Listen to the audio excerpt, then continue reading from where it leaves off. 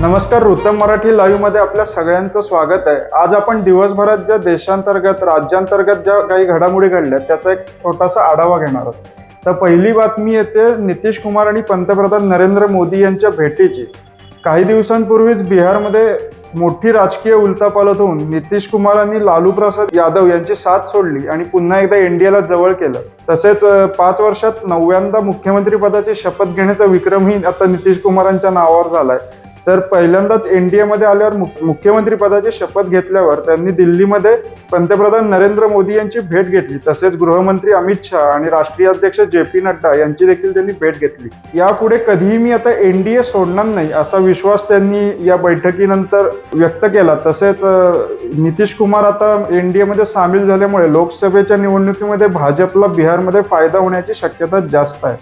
तर आता आपली दुसरी घडामोड अशी आहे ती पुण्यातलीच आहे, कारण निवडणूक आयोगाने राष्ट्रवादी काँग्रेस पक्ष आणि घड्याळ हे चिन्ह आता अजितदादा गटाकडे दिल्यामुळे शरद पवार गटाला मोठा धक्का मानला जातो। त्यामुळे राज्यातील अनेक राष्ट्रवादीच्या कार्यालयांवर अजित पवार गटाचे कार्यकर्ते दावा करण्याची शक्यता आहे। त्या दृष्टीनेच पुण्यातील शहर कार्यालयासमोर पुणे पोलिसांनी मोठा बंदोबस्त ठेवला आहे। कोणताही अनुचित प्रकार दोन्ही गटाच्या कार्यकर्त्यांमुळे किंवा कार्यकर्त्यांमध्ये होऊ नये यासाठी खबरदारीचा उपाय म्हणून हा मोठ्या प्रमाणात फौजफाटा तेथे तैनात करण्यात आलेला आहे। तिसरी बातमी अशी येते की परवाच पंतप्रधान नरेंद्र मोदींनी संसदेत बोलताना अबकी बार 400 पार असा एक नारा दिला होता। म्हणजे एनडीएला 400 पेक्षा जास्त जागा आणि भाजपला 370 पेक्षा जास्त जागा यंदाच्या लोकसभा निवडणुकीत मिळतील असा विश्वास किंवा असं एक वक्तव्य त्यांनी संसदेत केलं होतं। आता टाइम्स नवभारतचा एक सर्वे समोर आलाय, त्यामध्ये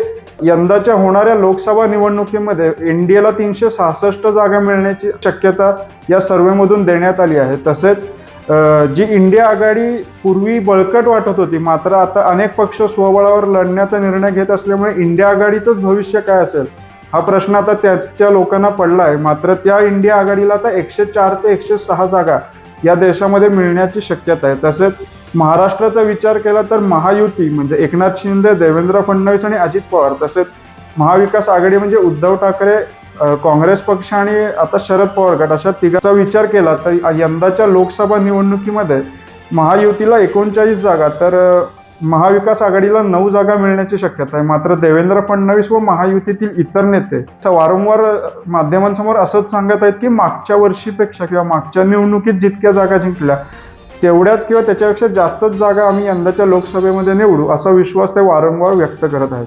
चौथी बातमी येते भारत आणि म्यानमार यांच्या संदर्भातली, ती म्हणजे म्यानमारमध्ये सध्या हिंसाचाराचे प्रमाण खूप मोठ्या प्रमाणात वाढताना दिसत आहे। त्या पार्श्वभूमीवर केंद्रीय गृहमंत्र्यांनी एक महत्त्वाचा निर्णय घेतलाय। केंद्रीय गृहमंत्री अमित शहा यांनी भारत आणि म्यानमारमधील मुक्त संचारावर बंदी आणण्याचा निर्णय घेतलाय। त्याबद्दलचे आदेश हे केंद्रीय गृह मंत्रालयाने भारतीय सैन्य दलांना दिले आहेत। तसेच पूर्ण भारत आणि म्यानमार सीमेवर कुंपण बांधण्यात येणार असून घुसखोरांना रोखण्यासाठी मोदी सरकार अतिशय पूर्णपणे काम करत असून ते कटिबद्ध आहे असा विश्वास अमित शहा यांनी माध्यमांशी बोलताना दिला आहे। तर या होत्या आजच्या दिवसभरातल्या राजकीय प्रमुख घडामोडी। जर तुम्हाला हे बुलेटिन आवडलं असेल तर वृत्तम मराठी या आमच्या यूट्यूब चॅनलला लाईक, शेअर आणि सबस्क्राईब करायला विसरू नका। चला तर उद्या पुन्हा एकदा नवीन ताज्या घडामोडींसह भेटूयात। धन्यवाद।